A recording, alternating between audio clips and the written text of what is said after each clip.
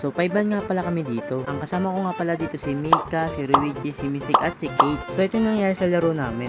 E di early double kill ako dito sa part na to. Oh, kulit nyo puro kayo clash Gusto ko sana bigyan dito yung Kagura, kaso ang layo mo.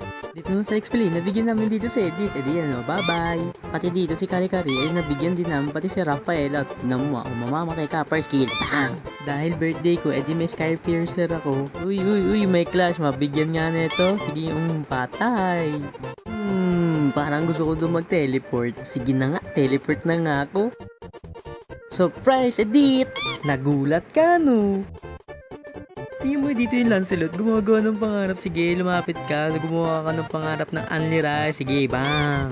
Eh di sana kung di ka lumapit, buhay ka pa, diba? Sige, lord kayo. Ako na bahala dito, magtatago lang ako. Ulatin ko lang tong Lancelot. Ayoko pa mamatay. Bilisan mo.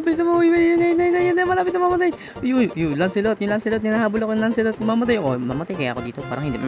Hindi, mamatay siya. So amazing, di pa ako namatay doon. Wait! Post ko lang. Sa tingin nyo iba guys, mamamatay ako dito o hindi? Sabihin nyo na kagad kasi nakapost to Because of side tape calculation, alam ko mag-SS to si Kagura Kaso never mind, hindi na pala ako mamamatay. Siya pala yung mamamatay. O diba? Patay ka ngayon. Grabe, pinalipad ako dito ni Lord.